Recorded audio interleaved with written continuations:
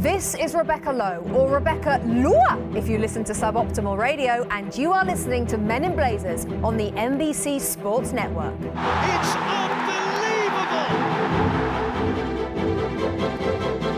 unbelievable! From the Embassy Row studios in the crap part of Soho, Men in Blazers World Headquarters. this is the Men in Blazers podcast. And we're back. Oh, we are back. Like Landon Donovan, but even bolder. He did retire, right? I didn't just dream it up that Landon Donovan retired. He's back. And he made a pretty big deal about his retirement. He if has I remember risen. rightly, He has risen. You were gone for about 7.5 months making a film about his retirement. I was. Okay. I was. That was a waste of time. I cried tears. They were wasted tears. Oh, And now I'm crying tears again yeah. of delirium because now he's back. The He is 2018 World Cup, which is already in the Yeah. bag. Even more in the bag. Yeah. It's world is beautiful. You're back safe and sound from London. Yeah, I went to the UK. Worried about you. Worried Yeah. about you. Oh, I was worried about me too. Back from UK, back from the Badlands of South London.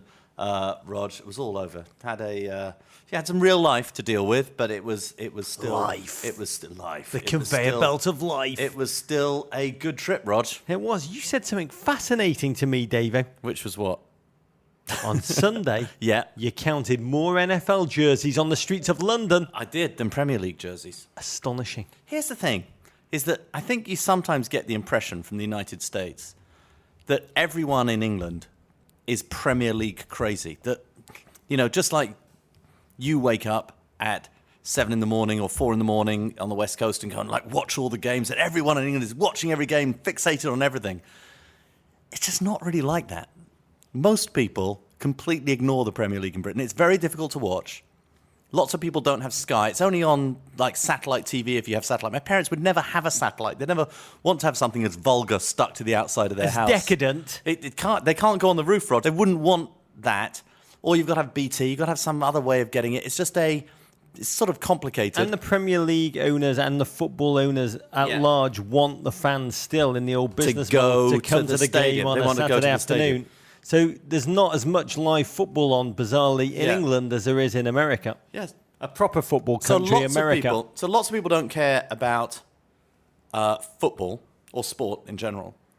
Some people, spoke to a bunch of cab drivers this time, and they just said, it's too expensive for me to go to the football. Only Americans can afford to go and watch Premier League football now. And once it's too expensive for them to go to the football, they don't want to even watch it. They don't follow it anymore. Feel for them. Probably because the main reason they were going meaning? was to steam in with their keys against the away fans. But actually, the football was just an inconvenient, We've had to go distraction. and find another place to have our teeth kicked in there. But the other thing, and I was really reminded of this when I went to Craven Cottage, went and saw Fulham play Birmingham on Saturday with my godson. Fulham, it's a beautiful ground. It's not hoity-toity at all. It is. Fulham. It really isn't. Imagine Americans, 20,000 accountants just filling a football stadium. Like when I go and watch Fulham, I am the hardest person in that football stand. I am people cower in my presence because I am truly from the north, and I am. Fulham isn't really like that. I just reek of violence. Fulham isn't really like that. Fulham is. You would probably be. Civil. You'd probably very be civil. Well, you'd probably be the youngest person at Fulham. My point is, at a championship game, no one is thinking about or worrying about the Premier League. No one is thinking, oh, I wonder what the halftime score is from the Emirates. When they announce the halftime scores from around the country, they don't announce any Premier League scores, Rog. They announce other scores in the Championship. So we know how Ipswich are doing. We know how Burton Albion are doing. Yes, there are 4 historically professional divisions. We've now got Premier League, we've got Championship, we've got League One and League Two, and there are lots of other non-league teams. The Premier League, in some ways, is no bigger than the rest of those in terms of the hearts and minds and souls of fans. And people are very parochial. When their team is in the Championship, they only care about the Championship. When their team is in the Premier League, they're going to care about the Premier League. When they're down in League One, they care about League One. It's just not the be-all and end-all of football. And that was a really lovely reminder. I loved being at Fulham and not thinking about Premier League football. Not thinking about Pep. Not thinking about Jose or any of those things. Nobody there really cares. He did say something lovely Yeah. about this return to the civility of Craven Cottage.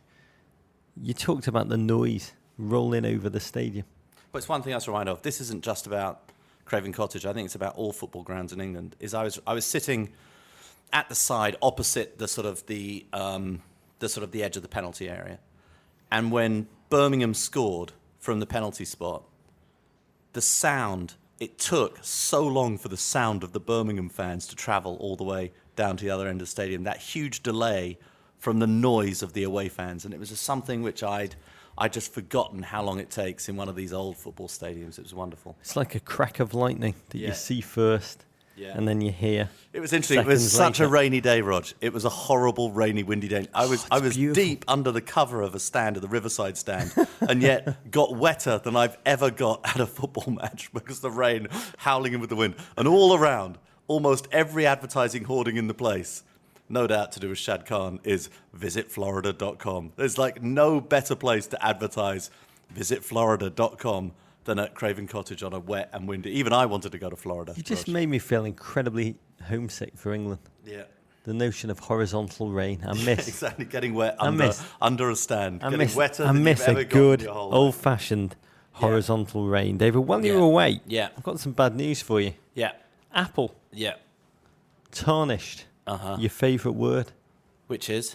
Courage. I love that word. Yeah, not so much What did anymore. Apple do? I didn't see this story. You know, they yanked the headphone jack from their new iPhone. Yeah. And they were asked to explain why they did it. Yeah.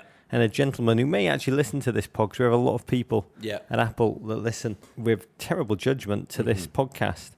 And one of them, Philip Schiller. Hello, if you're listening. Yeah. You're the VP for marketing at Apple. Asked why they took the headphone jack out of the latest iPhone to go wireless headphone. He said, I'm going to explain it in one word. Courage. He said the courage to change. Yeah. And I heard it, and we had thousands of you send this clip to us this week. I said, I love Apple, even though I will admit when I see someone wearing an Apple Watch, my gut response is to judge them, and then I try and repress that feeling. But courage is not a euphemism for stupidity, David. No, but see, I do think that courage, though, is something that you say when you may just have made a stupid decision. And it will cover all eventualities. Like, we can't just say courage when we've made brilliant decisions. Or that's not courage. Courage is standing by what you've done, even when it might turn out to be a massive, massive failure. In that case, playing Jesse Lingard in a Manchester Derby, incredibly courageous act by Jose Mourinho. Yeah. I feel they've taken our word, Dave. Apple have taken it and just sullied it. It was Dan Rather, really. Apple have done to courage what Jared did to Subway's footlongs. It's a dark. Yeah, we know what happened there. It's a dark, dark day. Yeah. Well, that's another mental picture that I'm now trying to repress. Yeah. Talking about sullying, David. Yeah.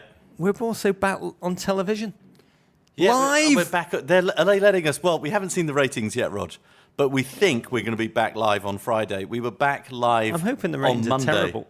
Well, they probably good. Courage. I mean, they're at 5:30. Courage, Rog. They're at 5:30. We're on. Yeah. No safety net. Yeah. Hiding. I mean, America has to protect its children. Yeah. We came out of the huge. I mean, look, it was a massive television event, Sunderland versus Everton. Yeah. I'm sure that will have broken international soccer ratings records. And we knew that we had 12 people watching at least because the FCC stuck a dozen monitors.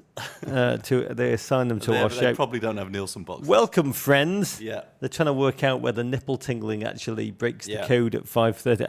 I want to say a couple of quick thank yous. I want to thank our great friend, the master of the bulbous tie knot, Kyle Martino, for wearing his war pig tie to silently mark the occasion. I'm not sure if it was to encourage us or he was protesting the fact we're coming out. I also want to thank Rebecca Lowe. I don't think she gets enough thanks on this show. No, she never gets mentioned by you. Just before she threw to us live, what did she do, David? She crossed her fingers, Rog. And I imagined her uttering a silent prayer Yeah. as she threw to us live. Yeah.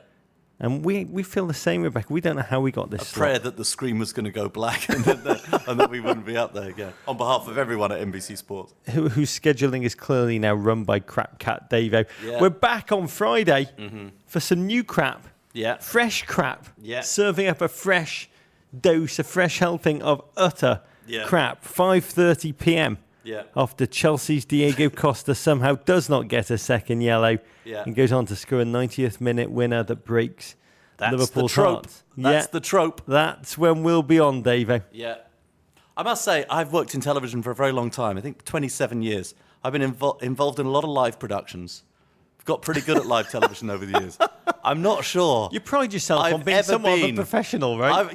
I'm not sure I've ever been involved. With the greatest respect to our team, I'm not sure I've ever been tiny involved team. in anything quite as frantic behind the scenes and where I felt more like we were probably not going to make air. Well, we have 3 producers. Producer even Jen, on times. producer JW, producer Lex. Yeah. And I was only started to panic when I saw producer Lexi was running in like a gerbil, kind of like hamster wheel, just to keep the machinery that was broadcast this live. And there was one point where J-Dub's got out a fire extinguisher and just started blasting everything. It's very disconcerting to try and broadcast live when he was just firing a fire extinguisher at a piece of machinery that producer Jem was trying to keep going with some bellows. Yeah, we have an interesting director of our show. His name is Mance Sharp. Mance, like Mance is one of my favourite things about Mance is that Mance used to be a truck driver in Oklahoma.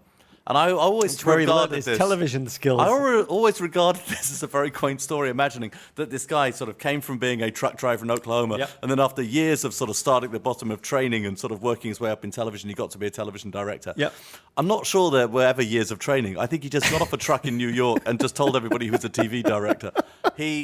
He's an interesting fellow. He's an amazing fellow. I think if you chat to him, it becomes pretty clear that he sees his days as a truck driver in Oklahoma as the apex of his professional career.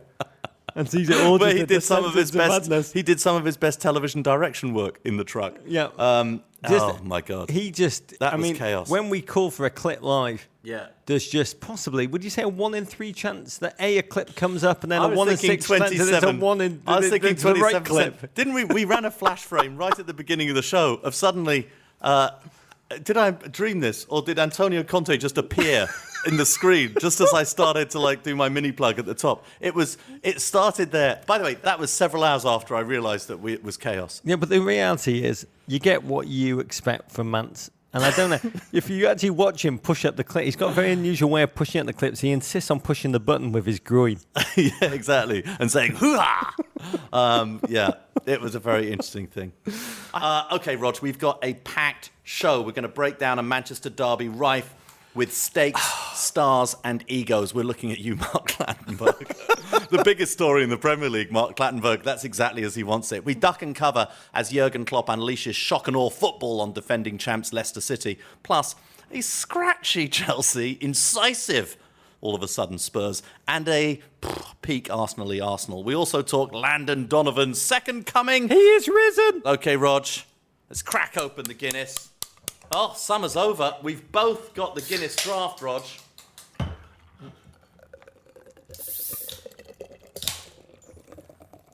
To a weekend of wonder goals in which spectacular bicycle kicks just seem routine. Yeah, exactly. And a massive hype clash that lived up to the billing. Bournemouth and West Brom. I thought you were going to say Sunderland and Everton, Rog. We're not talking about that game. Rog, we're not going to damn We are them. now 4/38 of the way through the Premier League season. That reduces Rog to 2/19. It was a weekend of highlight reel goals, as you said, that would have made Skip to my Lou proud. By the end of it, only one team remains perfect, Rog. You're perfect. That was Manchester City, who visited Manchester United. They beat them 2-1. Pep Guardiola tactically backhands his arch nemesis, Jose Mourinho, to claim the 172nd Manchester Derby in what was an absolutely electric, genuinely electric game of association football. First half goals from Kevin and Iheanacho gave City a lead that not even a Zlatan finish and plenty of Claudio Bravo physical comedy, Carrot Top level physical comedy, Rog, could overcome. City stay top and hand United their first loss of the Mourinho era. We were promised the apocalypse. But it actually turned into one of the most romantic rose ceremonies the Bachelor's ever seen. Oh. Love did conquer all, Davo, or for now anyway. But this rivalry, Davo, going into it, I mean, just the hype. It's felt like the Yankees against the Red Sox if both teams existed within the parameters of one city, with Magic Johnson, Donnie Trump, Nick Denton, Notorious B.I.G. on one team, Larry Bird, Hills Clinton, Hulk Hogan and Tupac on the other, with Aaron Burr and Alexander Hamilton managing the team. And when Mourinho and Guardiola took the field... I just don't see Nick Denton belonging in that group of people. Oh, he's fantastic in front of the back four. Nah. Yeah, he loves being in front of the back basketball. four. Oh, when Mourinho and Guardiola took that field, did their sideline battle for power handshake domination thing that football managers do. I felt a sudden pull of history, Davo, as if in 212 years' time, Manuel de Miranda's great-great-great-great-great-granddaughter would just make one enormous hit musical out of all of this. Yeah, maybe. Well, handshake was pretty epic, Roger. It started with the handshake, and that was fantastic. Pep entered, camera following him. Jose comes to meet him. I mean, he took an active decision. Remember last year, the handshakes between him and Arsene? Yeah. And him and Louis van Gaal, who could cup each other's cheeks more tenderly/violently. Jose just went straight for Pep and decided to initiate the contact. Yeah, it was jiu-jitsu against Aikido. He just went direct to initiate. Went straight in for the sort of like the overhand handshake, Rog. Yep.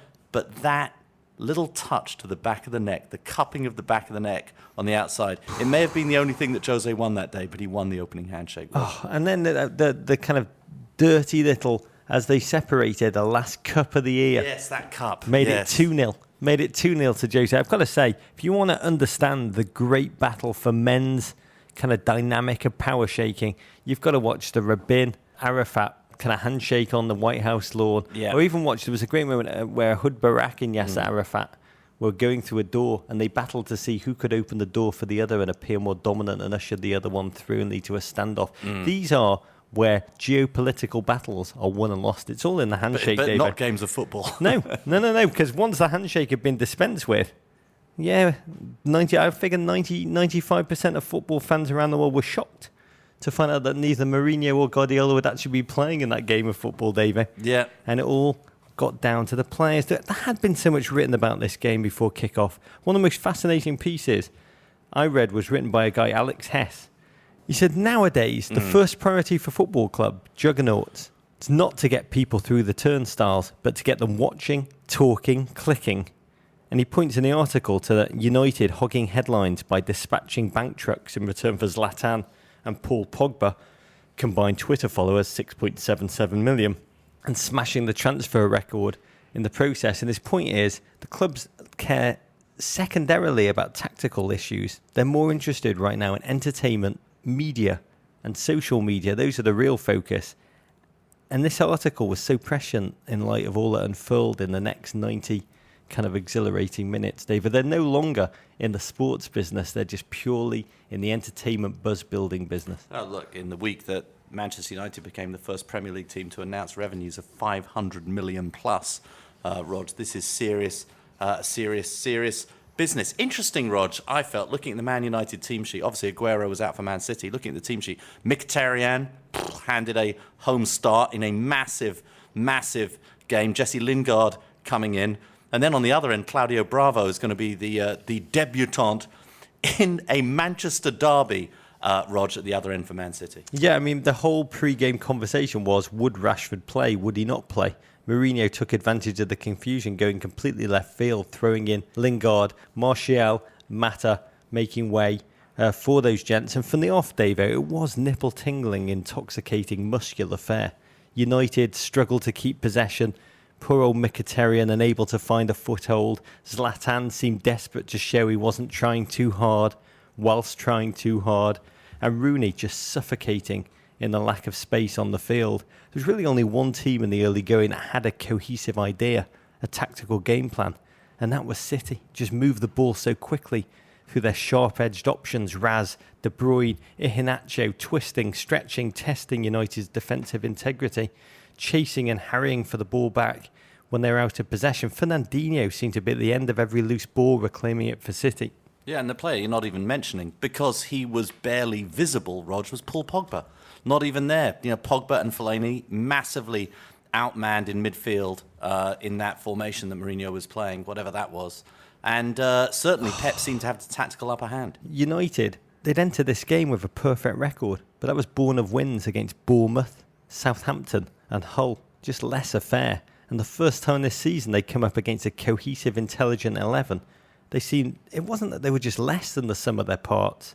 They just seemed to be parts. Pogba trotting round out of position as if he'd only been hired as Manchester's VP for social media and digital marketing, shocked to find himself actually on the playing field. And his just complete lack of tactical discipline. Poor Fellaini cruelly exposed. There's a great stat doing the rounds that the number of haircuts Pogba's unfurled in a Manchester United jersey outstrips the number of goals and assists that he's created. And you compare what he offered in this game to the consistently undersung maestro David Silva, who's not only passed with perfection, but tackled and won loose balls under Pep Guardiola. And you start to begin to understand where United are outpunched. Silva, 5'7", proof again that intelligence and tactical prowess will always allow you to outpunch hulking opponents. Yeah, and tactically, Pep set up very, very differently. It wasn't sucking in his fullbacks inside again. He tried all sorts of things. And the goal, when it came from long ball football, Rog. Classic Route 1 football. Was Pep's philosophy reshaping English football, or was English football reshaping Pep's philosophy? Yeah, we have no idea. Kolarov, Claudio Bravo starts it off at the back. Kolarov hits, I think, a good 70-yarder, Rog. Iheanacho wins it in the air. I'd not thought of him as an aerially dominant player, but he clearly is. Flicks it on. Kevin, fantastic move. Skins Daley Blind. And as you said yesterday on the show, gave David De Gea the eyes. The eyes. He gave him the eyes. And just slots it into the corner. That goal came from the fact that United didn't know whether to press or not to press when Kolarov had the ball at the back, and City just took complete advantage of the tactical wreckage. And the Serbs' long bomb created complete and utter panic. Once it dropped to De Bruyne, Gingers versus man buns, Gingers win that battle every time, David. That Blind man bun, by the way. My 5-year-old refers to Blint as Tiny Ibrahimovic. And De Bruyne, in a game of so many subplots, the fact that he'd been discarded by Mourinho from Chelsea in January 2014 had been buried way below the fold. Yeah. But he's had the mental strength to shake off adversity, climb back to the pinnacle. Even though few elite predators have the body language like he does of a lurking, uncomfortable 13-year-old in the early throes of puberty, but he's been involved now in 32 goals in 46 appearances for City, scoring 17, assisting 15. Remarkable for a Ginge. I think even for the most pro-Jose Mourinho of Chelsea fans, the discarding of Kevin De Bruyne is an even bigger mystery than the discarding of Romelu Lukaku, Roger. Because De Bruyne looked amazing every time he played for Chelsea, or mainly in pre-season, by the way, and just never, ever was given a chance. You can say that Romelu was given a chance and didn't always blow you away in a Chelsea jersey. Then he came good later on. De Bruyne was good every time he played and was never given a chance. Can you think of a ging that Mourinho has trusted? That's a great question. I think we're onto something. Yeah, he's an anti-ginger. Yeah, they all are, David, but they all are. United's confusion, symbolised by the moment Wayne Rooney ran into Pep Guardiola in the technical area. Bull-on-bull violence. Yeah, that was interesting. When I watched it live, I thought that Rooney was the aggressor, but when they played the replay, you realise that Pep completely attempted a Meadowlark Lemon ball fake on Rooney. He sucked him in. He sucked him in to go and get the ball, as though I'm handing you the ball, and then pulled it away. And he made Rooney look like the villain. Rooney was just trying to get back into the game. If I've watched this moment with producer JW, I've only watched it 127 times. And if you break it down, you can look at the range of emotions Pep goes through in the 6 seconds of the incident. You gain a glimpse, I think, by doing this, of the psychological layers that he's fronting in the early days of his English Premier League odyssey.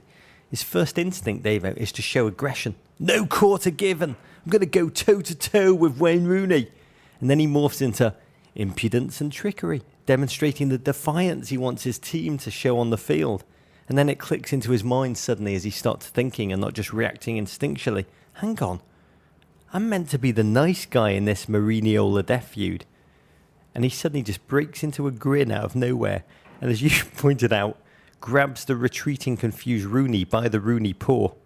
The grimy, sweaty Rooney paw. And shakes it. Probably a fairly hairy paw as well. He shakes it. I think he uses wax strips to kind of get that. To get that thicket. Yeah. To get that and thicket off then the he puts paw. it on his head. Yeah. Maybe. I mean, he is. Pep does in that moment, because I've always liked. I might do that. I've always liked Pep. I've always liked Pep. But in that moment, I realised, oh my God, like the nice guy is an absolute bastard. The nice guy's all an act. And he does that smile. It is an act. It's that guy you meet at a bar who like tries to break up the fight but gets in a punch at the same time. It's all mates here, all fares in love and sport, right, Wayne? Right, Wayne? And you always say, Davo, context is everything. Can you imagine the furore if Jose had done the same thing, which he has in the past. He did it to Liverpool. Yeah, and also if it wasn't Rooney he was doing it to. Yeah, it was incredible. Talking about Jose, he had Marcus Rashford warming up on the sideline inside 24 minutes. Yeah. Mourinho would later say, I didn't yank my players off then and there because I didn't want to embarrass them. Even though it's something he's done a number of times before. Famously pulled off Sean Wright-Phillips and Joe Cole after 26 minutes at Chelsea. Yeah, well, because he did want to embarrass them. He'll probably wish he had done so here, because City soon doubled their lead. Kevin, again, we got to talk to the people at Togger, Rog, because I don't think they count the rebound off the post as an assist. But an amazing... They're anti-Ginga too. Nor is it a shot on goal, Rog, nor is it a shot on target. And as we've discussed before, a shot that hits the post, that's better than one that's saved by the goalkeeper. You have to almost try harder. Yeah, it's very, very true. It's hard to hit the post.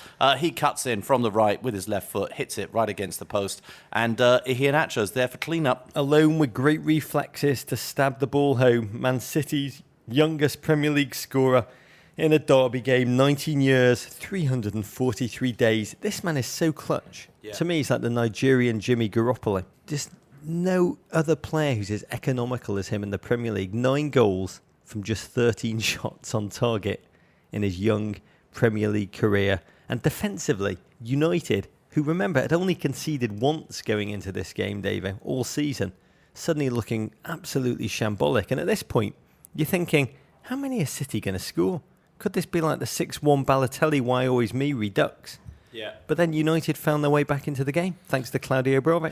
I would say that across the entire field, you were looking at those individual matchups thinking City are winning every single one, but the only one that you didn't feel so good about was Claudio Bravo. Even in the first half when he hadn't really made a mistake, he just seemed to dwell a little long on the ball, didn't seem to be positionally as astute as you would expect a goalkeeper of his caliber to be. And almost on the stroke of half-time, Rooney knocks one into the box, a pretty good ball, but Claudio Bravo comes about a mile to try and gather it, as though he has to prove his Premier League manhood, as though he's got to prove that he can come out of his area, he can deal with the aerial ball. And when you go that far out, yeah, what do you have to do, David? You've got to get the ball. You've got to get it. It's got to be yours. You've got to get it.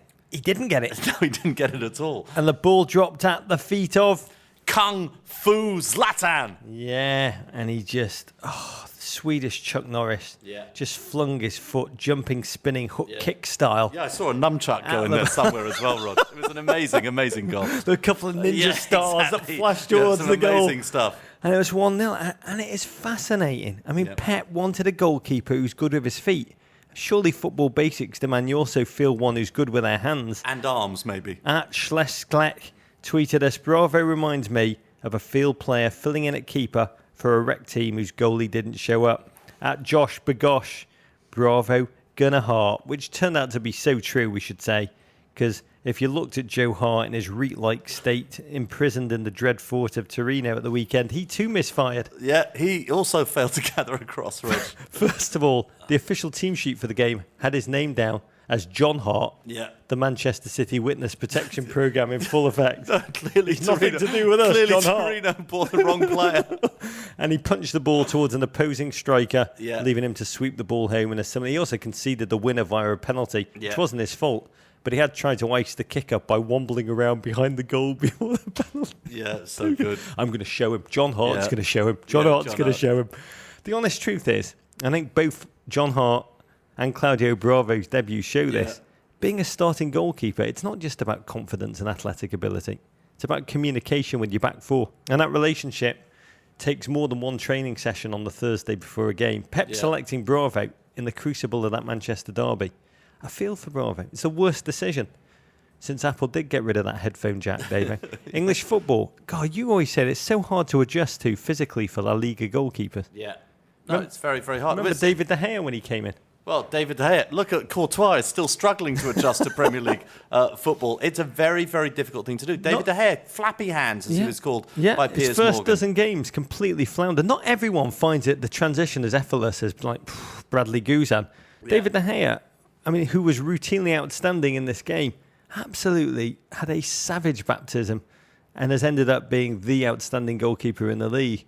But I have to say, it was a strategic mistake for Pep to just plop in Bravo in the cauldron of this game, and suddenly United came to life. The game stretched. Poor old Bravo seemed to have post-traumatic stress disorder. Coughed up the ball, only for Zlatan to roll the ball at the net instead of thrashing it home. Every time the cameras focused on Bravo's the anxiety filling his poor face. I just knew he was a man experiencing the kind of emotions only known to Barb as she was stranded in the upside down. Big changes, second half. Rashford, Herrera on. Immediate impact. Yeah, just a minute after he comes on, he turns Sanya. I mean, it was like a magic trick, Rog. It was wonderful. Speed of foot and thought. Breaks down the left wing, puts in a really good ball to Zlatan. A ball that, difficult, being defended, but you just thought Zlatan would get on the end of it. If it was Ligue 1. Yeah, very, very true. If he needed to throw a few more nunchucks, Rog. By the way, he could have had a hat-trick, Zlatan. Yeah. And he conspired to turn a Rashford goal later into an offside, overruling. More Bravo. Sliding, two-footed, desperately into Wayne Rooney, who was charging around at that point like Jake LaMotta in the last scenes of Raging Bull. You can't make that tackle on the football field, David. I was amazed when I followed this on Twitter. How many people said, "Oh no, it wasn't a foul. It wasn't a penalty." To me, that was a clear foul, a clear penalty, and a clear sending off. There's no doubt about it. Well, the only person whose decision mattered was smug refereeing's Mark Clattenburg. Oh, yeah. And he waved play on. He was the real star there. Yeah, @Soren Het tweeted us in and said, I woke up early this morning to watch Mark Clattenburg referee and was pleasantly surprised to find there was a Manchester Derby happening at the time. Very true. That's exactly what Mark Clattenburg is intending. To me, David, it was a red card. City should have been down to 10 men, and the only reason it wasn't given, I think... It was Wayne Rooney. Could have been that. I think Clattenburg just felt total pity at this point for Claudio Bravo, because from a human perspective, it was just so hard to watch a man who's won La Liga titles and the Copa America just turn to spaghetti. From a human perspective, it was absolutely brutal. City tried to give him some protection, throwing on Fernando to sit in front of the back four. Oddly, though, Guardiola didn't try and shut the game down. Kevin De Bruyne kept charging forward looking for the knockout punch, playing like a man who believes that you actually do get more fantasy points for hitting the post. At the Will Cole tweeted us to say, Kevin De Bruyne, finally, the hero the SPF 50 community's been praying for. Yeah, well, there is, that's so good. There is certainly truth, though. Man United played a lot better in the second half. The adjustments stopped Man City from playing the kind of football they had done in the first half. The substitutions not only seemed to be man for man, better ideas, but some of the other players who hadn't really showed up in the first half performed better. Crazy ending to the game. Final minute, just emotionally, United laid siege to City's goal, or attempted to. Desperate to test Bravo. Felt United were in the ascendancy, City grimly holding on. Yeah. And then the final whistle blows. The mood just instantly flips. United players dropped to their knees. City stars started to celebrate. They'd been under the cosh. But then you see Alexander Kolarov barking at the moon like a mad dog in frenzied delight. And you realise it was over. Jose Mourinho has now won just 3 of his 17 meetings with arch-rival/lover Pep Guardiola. He admitted post-game he was, quote, disappointed with some really poor individual performances. Some of my players didn't give me what I wanted. Do your impression for me. Yes, some of my players did not give me what I wanted. And then half-heartedly admitted the tactical decisions were his. Therefore, it is my fault. I am the manager. It was my fault. It was my choice. It's my choice. For City, we've got Guardiola, sang the giddy fans as Pep strolled around the field, trying to mask his unbelievable relief and giddy joy. Yeah, slapping all of his young players, Roger. That's how you mask your relief, as many of his poor young charges. Slapping them hard as well. Really hard. Yeah. I mean, Klopp style hard. Yeah. 3 points for City, 1 for every tooth that Kolarov has left. How do you think about this? Because to me, Davo, City have played the best football of any team this season. Yeah. But they seem to only be able to do it in half-an-hour spells like they did in their victory against West Ham. They look so dominant, but then seem to run out of coins to put in the gas meter. Look, David Deal, who was our guest on Men in Blazers live show. Double D. Yesterday, Double D, former New York Giants offensive lineman. And we were talking about the opening weekend of the NFL season with him after the show. And he said, here's the reality. None of these teams are ready. No one is ready. And I still think these Premier League squads 4 games in, Champions League has just started. They might have played one capital, one game or whatever it's called now. It doesn't actually have a sponsor. It's amazing. It's now the English Football League trophy. We should sponsor it. We should, the Men in Blazers. Crapcat. The Crapcat. The Yeah. Crapcat Cup. A crap sponsor for a crap trophy. These teams are still finding themselves. And it's, I imagine after the second international break, which is going to interrupt any dynamic flow. After the second wave, a black dog has cloaked me in its misery. Yeah, then we'll start to know a little bit more about these teams. And that is what fascinated me about this game, David, because you couldn't take your eyes off it. Yet, to your point, these two teams are going to gel and evolve. And my conclusion, Jose said it came too early. But it's back. The Manchester Derby is back, Rog. As I remember the emotions I felt at that final whistle and hear you now, David, my nipples, they do tingle. Yeah. It makes me realise we're in the Premier League title race for the ages. With the two stuttering powerhouses stuttering no more, David. They've gotten their groove back. And then some. Even United fans, once the emotion of the Derby Day defeat amps down a little bit, even they will know they've got so much more to feel optimistic about right now than at any other point since Sir Alex departed. Very, very true, Rog. One quick note, David. Yeah. I was shocked by the number of GFOPs who witnessed the game in person. Travelled to Manchester. Beautiful letter we got from Jeremy Rawley about his experience. Yes, Jeremy writes, one of my best mates magically acquired tickets to the Manchester Derby on Thursday. I doubt it was magic, actually, Jeremy. Needless to say, I immediately booked airfare from DC to Manchester. I'm sorry. After the game, having listened to your podcast, we knew there was only one place in Manchester to eat, to pay proper respect to LVG. Wings! Upon entering the restaurant, we noticed 2 terracotta warrior statues at the entrance. We started taking Chris photographs with Jones. them, and the front of house manager noticed us. We then asked for a table for dinner. He said that they were completely booked for tonight. This was at approximately 5 p.m., and the place was basically empty. He said it would be unfair to seat us because people had made reservations weeks, days, hours ago. It's the wrong order. We inquired about making reservations, and he just kept thanking us and ushered us to leave, even though all of the tables in the restaurant were empty. As we were leaving, we noticed that they have a ton of autographed dinner plates. We saw a John Stones and a Rojo plate. Sadly, we didn't have time to find the LVG plate. That was from Jeremy Worley and his friend Nate Slevin. God, that's so disappointing. I've got a new life goal, David. I must say, we've been trying, we should say, to get in touch with the people at Wings, and they haven't returned our messages for the last 2.5 months. They've been ghosting J-Dubs and Lexi. Yeah. I'll just say, Jeremy and Nate, we're sorry. Remember, even Moses didn't make it into the promised land. Who, Victor Moses? But I do, thinking about that story, Yeah. I wonder where the Wings deliver, David. We should get them to send some scallion pancakes to the crap part of Soho. Yeah. If you're in Manchester and you go to Wings, GFOPs, tell us your story. # Wings Stories. Yeah. And now I've got a new life goal, David. Yeah. I want to have to get a table at Wings. Well, I'd like my own autographed dinner plate up at Wings. You got to get a table first, Rog.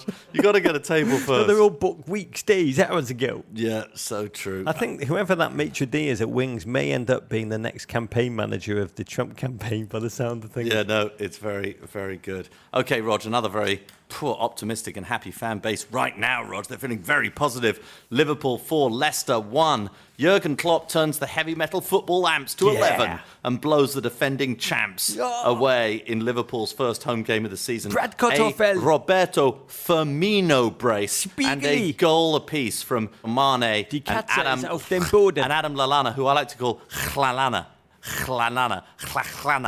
A massive and momentum-building... And momentous. Yes. Win. And saliva-inspiring win. But the big story, Davo. Before kick-off, Liverpool opening their spanking new $190 million main stand. Oh, it's hulking. It's beautiful. Looks like Lenny Riefenstahl was somehow involved in the architectural oversight. The 8,500 seat extra capacity. It's been talked about for 17 years. So real credit to American owners FSG for actually pulling it off. Huge boost for both club and City, as it's projected to bring in up to $40 million a year or more to close the gap between the Reds and the likes of United and Arsenal with their mega stadiums. As we said on the show, if only the new stand could play left back, all of Liverpool's problems would be solved, David. It's very, very true. Into town come defending champions, Leicester. Celebrations ensue. Leicester, just not quite the team we'd seen before. I mean, they're not what they used to be, or maybe we should say they are what they used to be before last season, which is pretty crap. Yeah, pretty crap, and without N'Golo Kante, who made them all look pretty good last season. Yeah, I mean, that Kante-sized hole in front of the back four is just a gaping flesh wound. Drinkwater, in particular, is back to looking incredibly average in his absence. Kante, you realise, is the ultimate collective multiplier who makes all those around him look better and better, and how he was missed in this game, because Liverpool came at Leicester in wave after wave. Yeah, Firmino and Lallana were outstanding in this game. Firmino opened the scoring in the 13th minute. Oh, a fantastic team goal made by movement, cunning, motion, befuddling the cumbersome once more Morgan and Huth. Derided left-back James Milner had the pass of a visionary seer, and in came Firmino with the first touch of an ancient Chinese warrior, Mulan, to make space and finish with aplomb. Yeah, the second goal was the most bizarre of the day, Rog. It was a Daniel Sturridge genuine assist. Intentional. It was an intentional assist, Rog, to Sadio Mane. Old Sturridge would have shot. Yeah. New Sturridge tearing in from the right, flicked it with his heel to the excellent, ceaseless menace Mane, and he banked it in off a stranded, exposed Schmeichel. Q Klopp's glasses tumbling to the floor for the second time this season. I've never encountered a man whose glasses fall off more than Jurgen Klopp. The amount of times they fall off, you'd think you would just like walk around New York City and see glasses just constantly be falling off people who wear them's faces, Yeah, David. occasionally my glasses fall off when I wear them on my head, Rog. And occasionally, I find my reading glasses will slip down the end of my nose. Very and you've occasionally. got to push them back with your finger in the middle. But I've never seen glasses fall off. Here's my theory. Okay, go. It's all intentional. Fill the stadium with life! Jurgen ordered Liverpool fans entering the new stand before the game, and what I realise is his punching the air, my glasses are falling off antics. They're a purposeful strategy to whip up the fans, create a trinity between his team, their fan base, and just a reinforcing effect in which he's just the total conductor. Yeah. It's like the vicar in one of those sort of West End broad comedy plays, Rog, who's constantly losing his trousers. When did you last see your trousers? I think it was an actual play that used to play in London when I was younger. Leicester got a bizarre lifeline from Lucas Leiva. Oh, my God, what was that?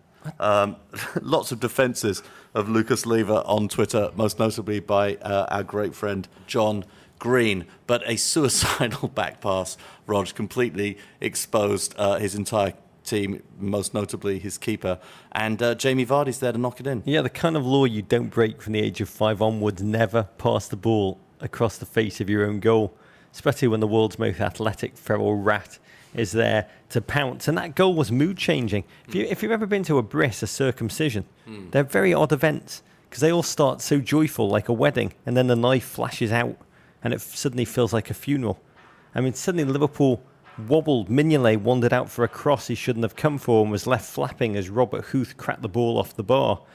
And you knew when this second half began, the game could have gone anywhere. Could have been 5-1, 6-1 Liverpool, or it could have been 4-2 to Leicester. Both these teams are so fickle and inconsistent. It turned out closer to the former.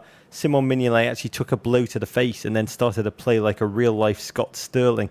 Turns out that woozy, light-headed Simon Mignolet is the best kind of Simon Mignolet.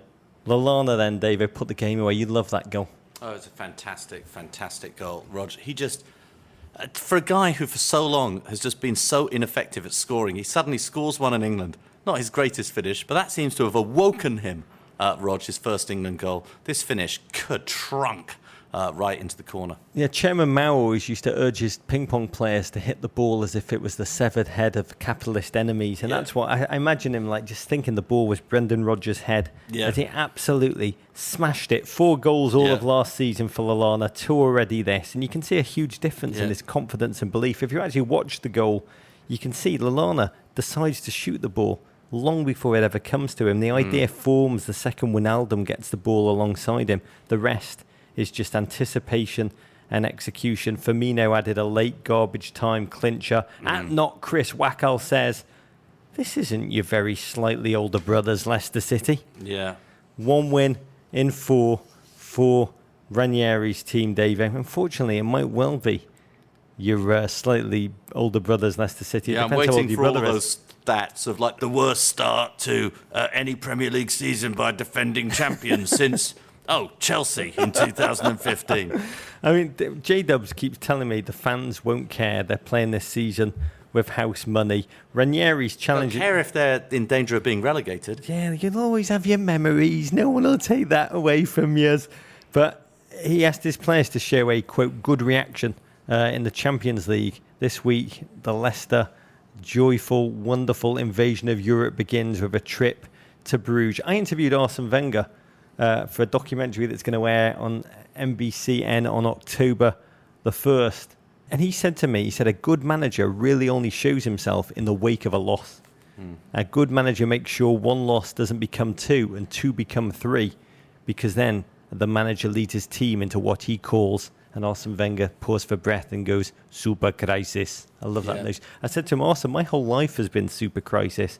But you look at Leicester, Burnley, Chelsea, Manchester United, now away. But for Liverpool, this was the giddy kind of win that brings back the dreamers, Dave. Everything feels possible ahead of the massive test this Friday. Liverpool against Chelsea. Going to be fascinating to see if Klopp sticks with the front three and go all out against Conte. Yeah, quickly on Leicester. There are CEOs who are very good at managing businesses that are growing, CEOs who manage growth. There are CEOs who are very good at managing declining businesses. And usually the two can't do the other job. The business world is full of people who are great as their companies were growing, but the second that the companies struggle, they can't manage those businesses at all. We'll see how Ranieri can do at Leicester this season. Liverpool, when they play football like that, it makes you forget about the 2-0 loss to Burnley. And I actually think that Friday's game against Chelsea is going to really tell us a lot about how good Liverpool can actually be this season, and also where Chelsea actually are, despite all the hype. Most of that hype coming from you, Rog. Okay, moving. You're on to me, David. Yeah, pretty much. I was totally on to you. You keep on saying, I think they're going to win. And every time we predict a game... I emailed you at the weekend. I know, but then you predict. We eat the pies yesterday, and you're like, oh yeah, Liverpool are going to win it 2-1. It's very interesting. Roger, I still think they're going to win the title. Roger emails me. I did. Okay, nice segue to Chelsea. Rod, Swansea 2, Chelsea 2. Antonio Conte's crew dropped their first points of the season at the Liberty Stadium.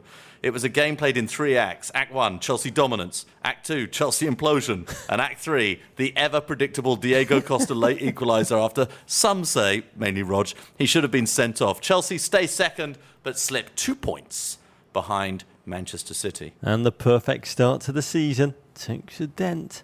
But this game was all about the snarling, rutting, throbbing guerrilla war operated behind enemy lines. That is Diego Costa. One-man army. Time in One-man games. Special Force army. He must. I imagine he grew up. And I'm making this up because I have no factual basis for this. But why am I giving that caveat this deep into the pod? Yeah. I bet you he grew up under a poster of John Rambo. Maybe in that tiny little town, and he didn't like in Rambo Brazil 2. He didn't like Rambo 2. He was just fully into Rambo 1. I mean, in this game, for the third time in 4 games, he should have, could have gotten a second yellow card before staying on the field and grabbing the game-changing goal. Watching him battle all comers, Davo. It was. I said this to you yesterday. It was like watching a Scorsese reboot of The Taxi Driver. Diego Costa being Travis Bickle in cleats. You're talking to me, Jordi Amat? Are you talking to me? And he is so hard to play against, Davo. Yeah. Because he's even harder to referee. He's like a Matthew Barnaby-style pest. He's an instigator who initiates contact and then just flings himself to the ground. Well, look, he's always on the edge. Look, in a weekend where that was not a foul from Leroy Fer and Gary Cahill, in a weekend where Claudio Bravo is not sent off for that challenge on Wayne Rooney, let's face it, Costa's going down outside the penalty area from a lower body challenge from the keeper. It just is, it's always on a line. That is the genius of Costa. Nearly everything he does is on a line. And he does get hacked to bits by the opposition for the entire game. He takes a lot as well as gives it. But whatever you think about him, whatever you say about him, however much you hate him, however much you love him, the undeniable fact about Diego Costa, he is living, breathing entertainment. He is so compelling. You just cannot take your eyes off him. And he's always field. The story, whether Always. he plays well or plays badly, whether he scores or doesn't score, he always finds a way to make himself the centre of attention. Yeah. At Binky Marsh 29 actually emailed us in with the best, I think, rational explanation for Costa. He said, I feel bad for Costa. He clearly suffers from dysesthesia. Dysesthesia being an unusual and frankly frightening physical disorder, nerve problems. The act of touching a part of the body causes just unpleasant sensations such as pain, burning or tingling. Binky Marsh tweets in, it must feel like knives or fire any time someone touches his legs. Yeah, it's very tough. And from a guy who actually knows real pain, he does get hacked as well, but he can't tell the difference between... He actually reacts much better when he gets really, really heavily fouled than when he gets barely touched at all. Anyway, it was compelling an odd game though, Davo. Swansea at the outset, it just seemed like this would be as large a mismatch as CM Punk against Mickey Gall. Swansea had little fight. Their strategy seemed to be give it to Gylfi, hope Gylfi makes some crap happen. But he and Llorente lacked the pace to really threaten Chelsea. Their three at the back were unable to seize any of the 3 chances they had to clear, and Costa punished them for his 3rd of the season and his 6th against Swansea in just 4 games. It could have long range more. for him. Long range for him. And this is like Chelsea playing like, Arsenal over the last few years. They were all over Swansea. Chelsea, dominant, but it doesn't matter. And this team has suddenly gone from being the mentally toughest team in football to the mentally weakest team in football. I have a theory on it, Rog, as to why. This is just a team of soloists. They do not have a conductor. There is no conductor of this team. When Fabregas is not playing, Fabregas is not fit, Fabregas is out of favour, Fabregas is just... a wanker. I don't know what it is, but there's some issue with Fabregas. There is no orchestra leader. There isn't even a first violinist. It's just a team of soloists, Rog. There is a conductor coming though, David. Who is the conductor? David Luiz. Yeah, Slightly manic, mental one who I imagine just huffs whippets the whole time. And he's the insane person. Balloons. He's the insane person on the team now. He's the insane person banging the timpanis, Rog. He's full on percussion. David Luiz. I will say about talking about bonkers stuff, a lot of the media at the game made the point. It was Costa's performance that riled the Swansea fans, keeping them interested in the game and encouraging their team to force their way back into it against all the odds, Davo, which I do find fascinating. It's fascinating. Yeah, but that does sort of overstate which fans love and media love is their own importance in deciding games when it's actually decided by the players on the field. And there is truth. Are you trying to say that wanker signs have no effect whatsoever on world politics? There is some truth that the way that opposing players behave can inspire the opposition to go and play harder and go and do more. But remember, Diego Costa, they won the Premier League title with him behaving. It's not like he's suddenly devolved to this place. He is behaving in exactly the same way that he won in Atletico Madrid, that he's won with Chelsea before. And yes, maybe in some games this is going to happen. But you get the best out of Diego Costa when he is aggravated and super involved like this as well. He kept frittering away opportunities. And once Swansea moved to 4 at the back, the game just flipped within a span of 2 minutes and 10 seconds. Out of nothing, Gylfi brought down by a wild swing from the evaporating confidence that is Courtois. Oh, evaporating. I mean, I'm not quite sure when it was at its height. This was sort of out of nothing. A long ball from the back, the ball cut to the inside. It just felt that there are so many ways for Courtois to reach that ball. Most notably with the things on the end of his arms, his hands. He was in the penalty area and he attempted to make a challenge with his feet. We want goalies that are good with their feet now, David. He has feet of clay, but in the penalty area, the great advantage that a keeper has is his ability to use his hands when the opposing player can only use his feet. Hands get you sent to Torino in this modern game, Davo. Gylfi converted the penalty. Yeah. And then before we knew it, Fur charging into Cahill. I mean, I'll say Cahill did bring this on himself by allowing himself to be closed down so casually. You could immediately by see having legs. you could immediately see David Luiz's influence has already been evident in training. Yeah. But even Dave, I don't think Cahill surrendered his right not to be fouled.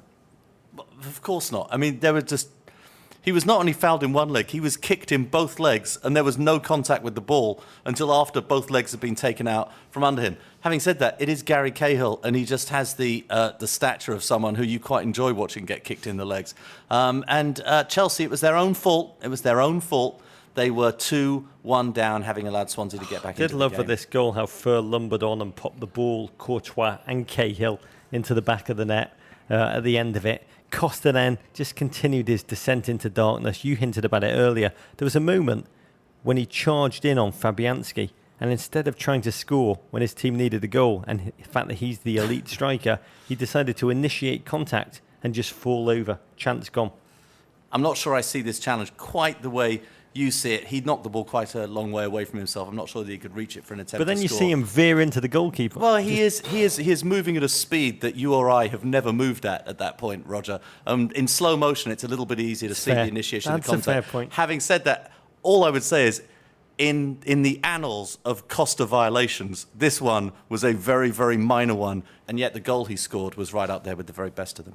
In the 81st minute. Yes, Ivanovic, Rog, in the area, comes in, shoots, ball rebounds to Costa. He's already scored one almost from outside the area. Now he puts one in with a bicycle kick. He couldn't do that at £245, which he came in at the beginning of last season. He took to the air like a man who'd been watching Zlatan videos for the past week. The goal was a reminder that Diego Costa is the good, the bad, the ugly, embodied in one human being. He really is, Davo, the Premier League's most clinical asshole. Bad news for Chelsea fans, great news for lovers of absolutely cannot take your eyes off catastrophic yet sizzling football. John Terry limped off the field at the end of the game with ankle ligament damage. Could be out for 10 days. Yeah. What does that mean, Davo? Oh, David Luiz the second will play. Coming. Yeah. A player whose commitment to Chelsea has always outstripped his commitment to actually defending. Yeah, I wonder. He might, of course, not play David Luiz as centre-back. He might move Ivanovic in to go and have him play centre-back. But one hopes, for narrative reasons, that it's going to be Luiz partnering Cahill in the centre of defence against Liverpool this Friday. And more for fans of narrative. Rog, Stoke 0, Tottenham 4. They're back. The Potters proved to be that greasy bacon, egg and cheese that gets Spurs over their early season hangover. 2 goals from Son, 1 from Dele Alli, and 1 from Sir Harold of Kane. Rog, he's back. He's back. Yeah, eerie stat, Davo. One that's actually like Ouija board worthy. 3 of Tottenham's 4 results this season, exactly the same as last season. Everton away, 1-1. Palace, 1-0. Stoke, 4-0, Davo. Hard to tell in this game if Spurs were dominant or if Stoke just wilted after the first goal went in on 41 minutes. It is a damning piece of evidence that Mark Hughes' team have conceded 4 goals for the 5th time in their last 10 games, and they lie at the foot of the Premier League. But for Spurs, everything went right. Son looked back to his direct, hard-charging best.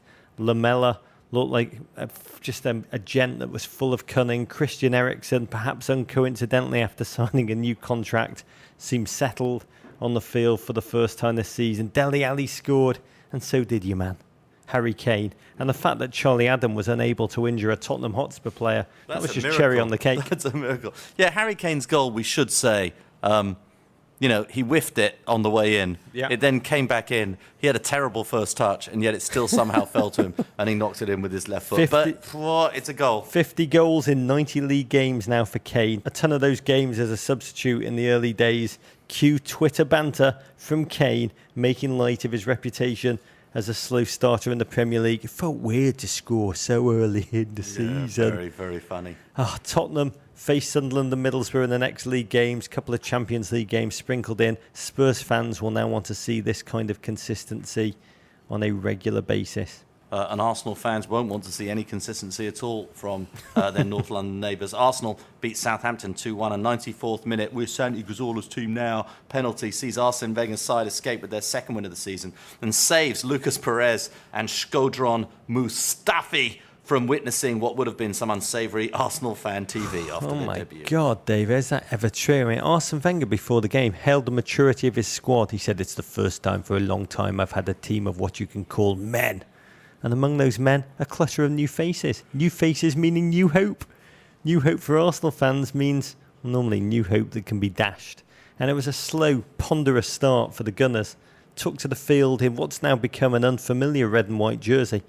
Unable to hold on to the ball, both Walcott and Ox, very Wilshere-esque, Davo, in that they're now Arsenal players who were better in their teens than in the present day. At Clone Poster tweeted us, when the commentators actually finished saying Alex Oxlade-Chamberlain, several other things have already happened. Quite a lot happened in this game, actually, with people not realising it. Notably, Petr Cech, that goal from Dusan Tadic, Rog. A fantastic save first by him. Yeah, fantastic save. Tips it onto the bar and then saves it again on the way out, but with the back of his head, and knocks it right in. Arsenal struggled to wake from the slumber. New boy Mustafi grew into the game, but Perez saw little of the ball. He played what he is, a pacey yet average, willing runner.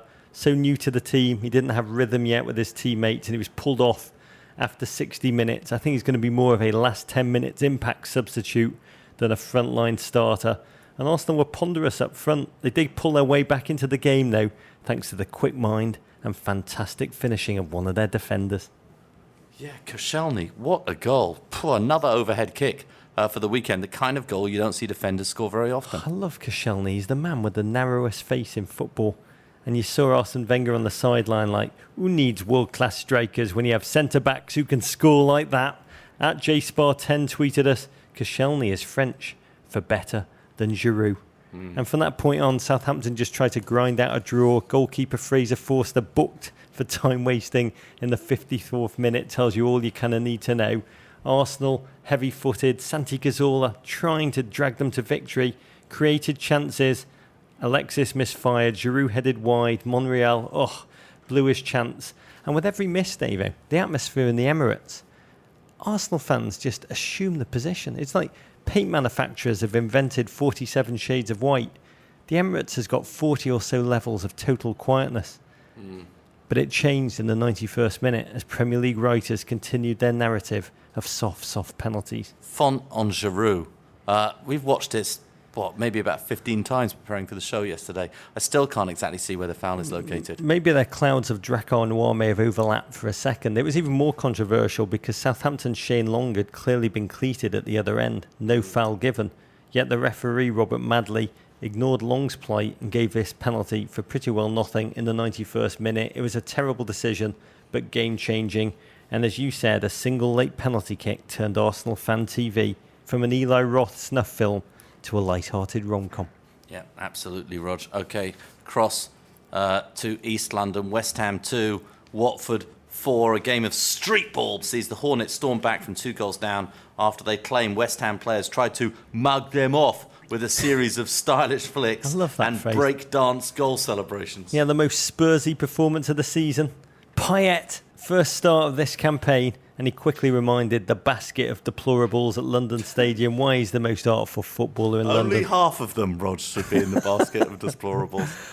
Antonio scored, did the worm on the field. Favourite move of mine back in the days of the Liverpool College breaking crew.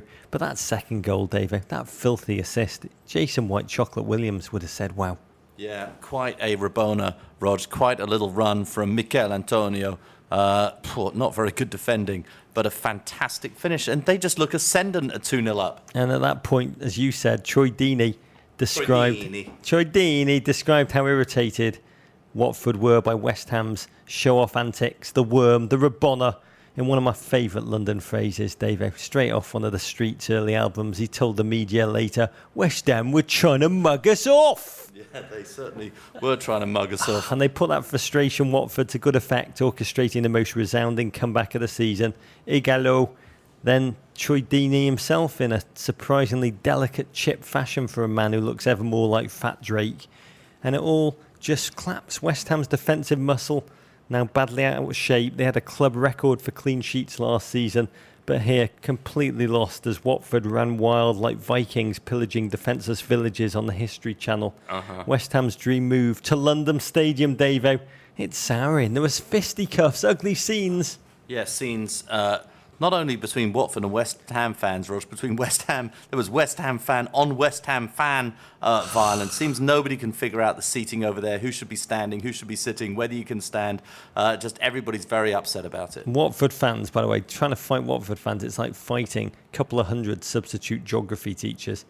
Ugly scenes captured best by a tweet from one of their own supporters that's doing the rounds. Lowest I've felt as a West Ham fan. Horrible soulless stadium in a Ponzi area, surrounded by plastic fans watching a team.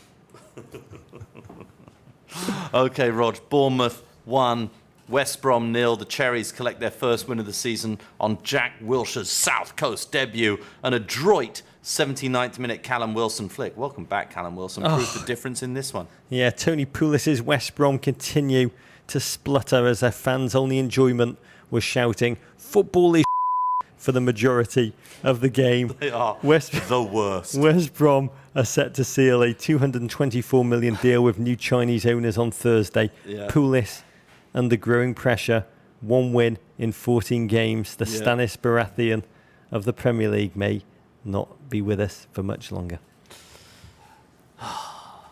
OK, Rog. Middlesbrough 1, Crystal Palace 2.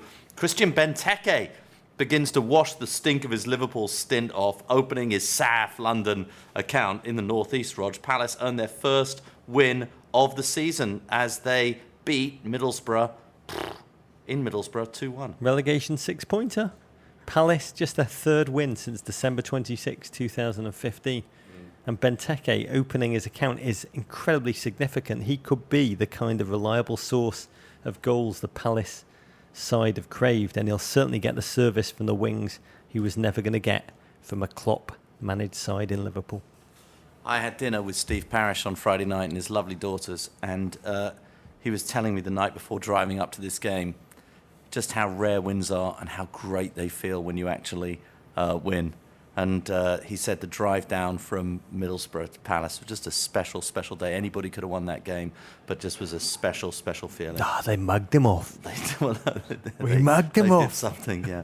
Burnley 1, Hull City 1, Roger. Last gasp stunner from Roberto Snodgrass. Sees Mike, he cannot be Scottish, Roger. He must be continental. Sees Mike Phelan's men claim a share of the spoils at Turf Moor after Steve Defoe put the Clarets ahead with a 30-yard stonker of his own. Everton 3, Sunderland 0, Rog. The team that you always like to put at the back of the rundown. It's the team that nobody's talking about and could be their title to lose. After a drought of 1,139 minutes, Romelu Lukaku goes off for a trinity of goals in the span of just 11 minutes. Everton is up to third place. They trail Chelsea only on goals scored, Rog, not on goal difference. That means a lot. It counts for a lot, that. It means their defence is better, Rog. Fantastic performance by Everton. And a meaningful victory in the David Moyes Memorial Derby. Romelu Lukaku, first Everton player in 16 years to score a Premier League hat-trick away from home. Crushed talk about his goal drought going back to March 12th. Took Everton a while to summon the potency that led to what did become a blowout. They struggled. Too slow with the ball against Sunderland's organised resistance until Ronald Koeman yanked the consistently erratic decision-making Ross Barkley at half-time. Yeah, and they're not moving much, Ross Barkley. Yeah, it's a bit of a dark reality. He's the kind of player that if he doesn't work out how to unfurl the definite skill sets that he has at his disposal, he could be Middlesbrough's Ross Barkley. You know, I thought Robbie Earle made a great point at half-time saying, thank God for a manager like Koeman coming into Everton who has the guts to pull him and say, that's not good enough, Ross. You can't play like that and expect to start. Thank God for Gay, who's become a cult hero at Everton already since his $9 million bargain arrival from Villa. He's this season's N'Golo Kante, pressing, tackling, intercepting, also making phenomenal passes that probe the gut of the opposition. The ball he swung over for Lukaku to finally end his months of constipation. 1,139 minutes without a crap. No longer, Davo. And when Everton you were trying to get me excited. You were talking about the attacking trident. Oh, Yannick Bolasie, Rog. We spoke about Everton's transfer window. Lots of questions about why they spent so much money on Yannick Bolasie. What seemed like at the last minute, not a player they seemed to be really in their plans until the last minute. I thought Yannick Bolasie looked very good. Yes, he made some maddening mistakes as well, but put in some fantastic balls. He's got speed down the left. Fantastic performance. Yeah, he's supremely mercurial, and he used up his once every 4 games moment of magic in this one to set up Lukaku to nut it home from close range, ending a goal drought that had lasted forever, 7 minutes. And at that point, you saw that Everton can befuddle the best defences if they try. Sunderland, though, did not have the best defence. Lukaku added a third. Games like this make me want to marry Romelu Lukaku if he'd have me. Yeah. This is only the second time in Premier League history Everton have won as many as 10 points in their opening 4 games. The other, 2006, 2007, when we finished 6th. Oh, David. Could be your year, Rog. I'm starting to worry. Yeah. Last night I dreamt of Gay to Barcelona. Yeah. Ross Barkley to Middlesbrough. Yeah. Ronald Koeman to Real Madrid. Lukaku to Bayern. Long-time listeners will understand what I mean when I say Nigel rules might soon be in effect. Yeah, it is amazing that David Moyes can get the best out of Romelu Lukaku, Rog, but only when he's coaching against him. Okay, here we move to really the centre of your life, Rog. It's no longer Everton. It's our Togger game. You live for it, Is Rog. it a game? Yeah. Or is it no, it's ultimately a game. The meaning? It's a game. Is it, though? It's a game. It's not really worth any money. It's worth a few patches, which is important. Ronald Koeman may have Everton cruising, but he caused you some tense moments, Rog, in our Togger Fantasy League last night. Poor. You had Holgate down to play, and then suddenly you realised he wasn't playing. I've never seen you move so fast, Rog. Well, it's a little more complicated than that, Dave. I'd just say Togger, our fantasy league that thousands of you have joined, and we are grateful. Yep. And by the way, please get your friends to join this, because by joining it, you're supporting an American-initiated fantasy program, which is started by a couple of guys in Austin. I think it's a phenomenal story. I will say, competition has gripped us here in the crap part of Soho. Yeah. I picked Mason Holgate for Monday's game. He's the best gate since Stargate. And we were shooting live, so I was in the studio when the teams were announced, and I looked out the window, and I saw producer JW talking to producer Jen Simons in that weird way like footballers do at the final whistle where they put their hand over their mouth. Yeah. And I realised they'd seen the Everton team. Yeah. I also realised Seamus Coleman had replaced Holgate as a starter, and they, people who are good and honest and trusting, were debating whether to tell me or not. So I just couldn't. They wanted me not to be able to switch him. They decided not to tell me. Togger, are you proud of yourself? You've turned the crap part of Soho into Lord of the Bloody Flies. This is such an insight into the dysfunction of your mind, because not only were JW and Jen not talking about that, not thinking about it, could care less. I'm onto them. They don't see you. If they did care that much about Togger, they wouldn't see you as a threat anyway. JW is like 46th in the league or something. It's just this is just isn't a deal. JW is like Pep Guardiola. He's like the Mr. Nice guy on the surface. You need an enemy. You need competition to get you in the mood. I understand it, Rog, but it's just a fantasy game. Having said that, it is superb. Last week's fantasy winner, Brendan _LFC, had close to a perfect lineup. He had Kevin, Sadio Mane, Firmino. Do you think it's the Brodge? And for some reason, he had Joel Matip. He wins a special Men in Blazers fantasy patch. The final draft. Still doing the Premier League. It's my only way to keep a connection to the Premier League. You should really be focusing on the second half of Celtic against Barcelona. The final draft of our new patch is now in. We're going to be posting it on our social later this week. To join our league, just download the Togger app on your phone, select your perfect 11, and you'll be all set for next week's game. It's a new game every week, Rog. It is, and the patch, by the way, designed by Ian Hutchison, long-time GFOP, is absolutely fantastic. It is. It's amazing. We should post that on social media. Yeah, it's good. Great. Okay, Rog, in MLS. The greatest American resurrection story since Netflix brought Arrested Development back to life. Major League Soccer and the US men's national team's all-time leading scorer, Landon Donovan, made his return to the LA Galaxy nearly 2 years after retiring. He came on in the 83rd minute of the Galaxy's 4-2 win over Orlando City Sunday. I think he might have taken those "My name is Trocker" ads a little bit too seriously. They got him back in the mood. I think it was playing along with... My name is Trocker. I think it was playing with Spraydan. It's like really influenced him. Going back in this, made him believe. Hat-trick Rick. What is going on, Rog? What is going on? I don't have a problem with it. Take me into the mind of Landon Donovan. I will in a second, but I'll just say if LCD Sound System, Jay-Z or Barbra Streisand can retire and then unretire, and Barb's gone on to make 7 albums, have 2 number ones, why can't Landon, Davo? I will say, Landon, I know you're listening. I cried tears during their retirement ceremony. I think whenever I hear 5 for Fighting or Boys to Men, I think of you and your death. Yeah. And now you're back. Yeah. Oh, those tears are in vain. I made a film with Landon, as you said at the beginning, and the great John Hawke, about his retirement for ESPN back in the day. And back then, he kept saying the same thing. And this is what I found fascinating. His mantra was, I've given my life to football. It's all I know. I've sacrificed so much that's really important. And now I want to become a better brother, a better son, a better uncle, and hopefully a father. You know what the problem is? The rest of life. Yes! It's overrated. Yes! It's not that good.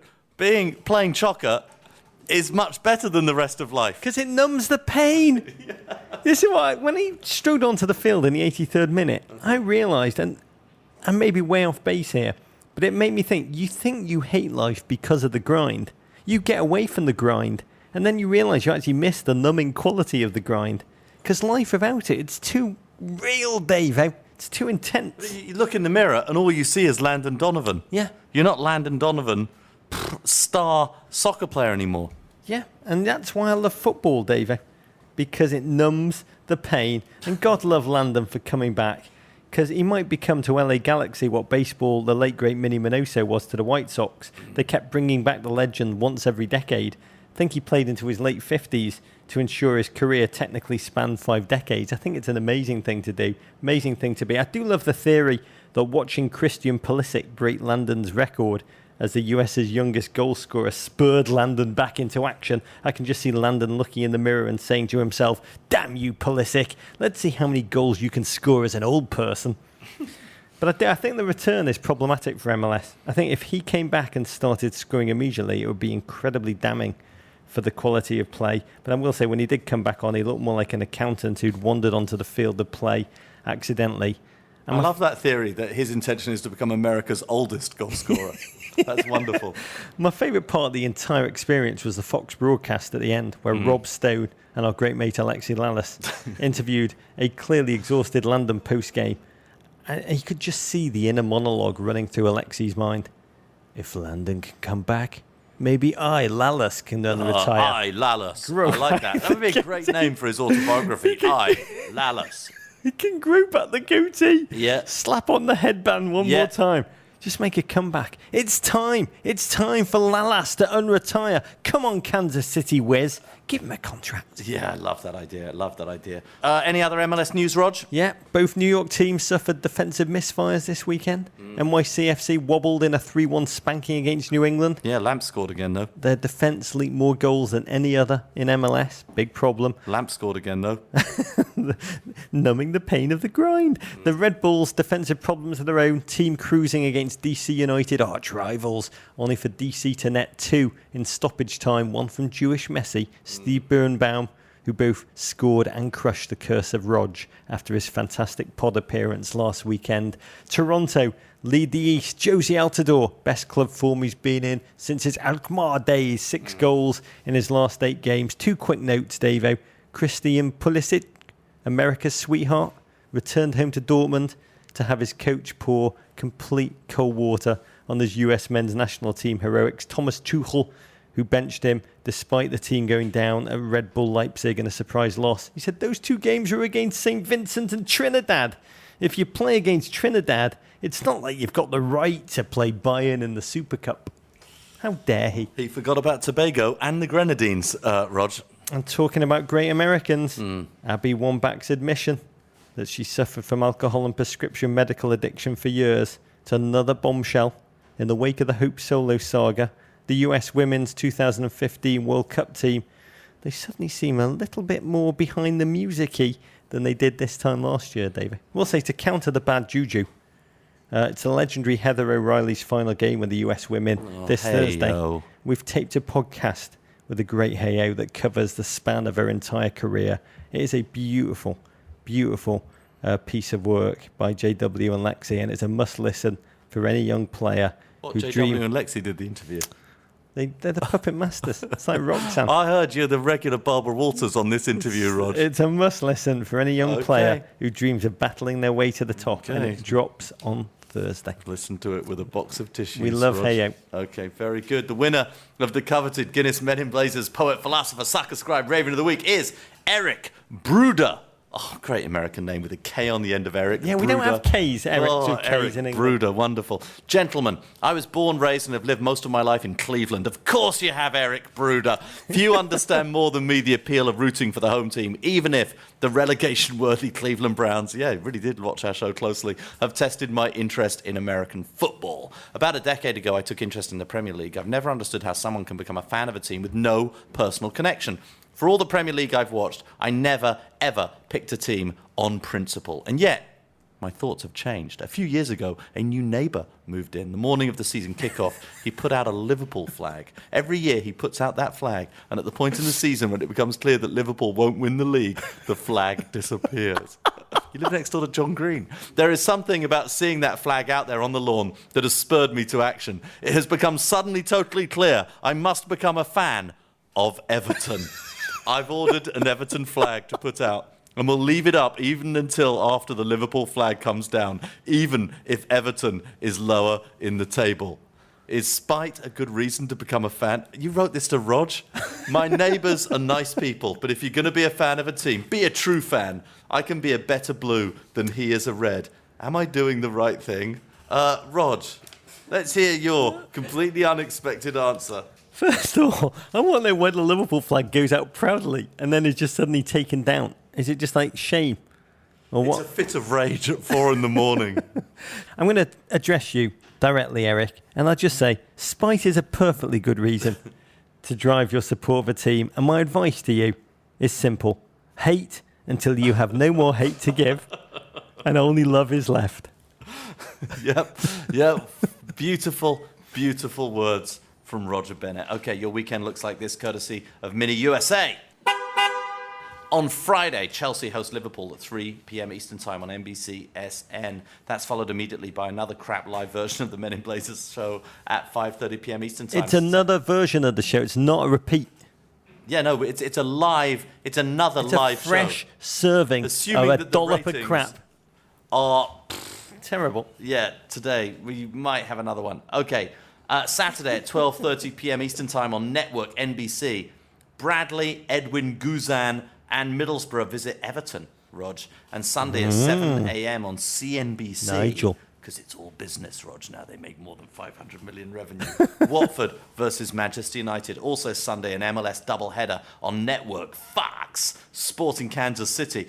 And maybe with Alexi Lalas playing at the heart of the central defence versus LA Galaxy at 2 p.m. Toronto FC versus New York Red Bulls at 5 p.m. There are many ways to connect to us. One is through our Amazon Emporium, which helps keep the show going. Anytime you go on Amazon, Fridays Big or Small, just click off the Emporium page. Men in Blazers gets a tiny percentage that allows us to cover the cost of creating the show. What are you putting in the Emporium this week, Rog? A book. It's Hitler, Ascent, 1889 to 1939 by Volker Ulrich. Oh, that sounds like an uplifting book, Rog. Does it sound like a 600-page masterpiece retelling Hitler's rise? Yeah. His mysterious familial background, which he later mythologized. It's all deconstructed, as are his struggling days in Vienna and his self-refashioning in the beer cellars of politically confused Munich. And on to the narrative of his savage but brilliant rise to power. A rise which makes this seem such a terrifying read today, because he was written off, underestimated by every power broker who encountered him along the way, Davo. The most powerful aspect of this magnificent book, it makes Hitler less a monster, more incredibly human, and all the more terrifying for it. I will say, this book has made me realise just how depressing the books I read actually are. Really? Yeah. It took that for you to realise it. It's my birthday tomorrow. I'm going to try and read happier, more rewarding volumes in the year ahead. So suggestions from GFOPs are welcome. Yeah, Rog won't read any of them because he needs to read the most depressing books ever written. Okay, Rog, believe it or not, I'm not putting a depressing book into the Emporium this week. Little George, my boy, 5 years old, it's going to be my proudest moment. He's starting Muay Thai this Friday. Had to go and get him some special youth kids Muay Thai boxing gloves. Look at those little cuties. They're amazing. He's been practicing with them all weekend, Rog. He just loves the things. I've got to say, my hands hurt. He's been 1-2-3ing me a little bit hard. I don't know Muay Thai. I've been teaching him a little boxing.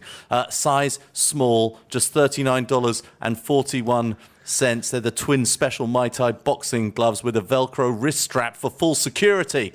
Ideal for quick wear and takeoff. And if your child's love of Muay Thai wears off quickly, they also can double as an anti-nose picking, protective and implement. And self-harming tool. I also bought him Who Was Bruce Lee. I love the Who Was books. My daughter Ingrid likes them. I bought him Who Was Bruce Lee. He can't read yet, but I'm going to be reading him that book at bedtime this evening. I read my children Who Was... I read the Helen Keller one. Yeah. And I read the Harriet Tubman one. Yeah. On alternate nights. Yeah. And you're there reading Who Was Bruce Lee. Yeah, that is the difference between our households, Rog. Visit meninblazers.com to sign up for our newsletter, which we produce with our partner Guinness. Follow us on Twitter at meninblazers, at Embassy Davies, at Rog Bennett on Instagram, at meninblazers, at Embassy_Davies on Facebook, meninblazers. You can always send your ravens to the crap part of Soho. You can always email us at meninblazers@gmail.com. Venderpunk Rog. War Pig. Who wants to sex Matumbo? Explosion. Courage. Damn you, Apple. Take that, Gloria. Is that your analysis? To Tweed, nearly. Abracadabra.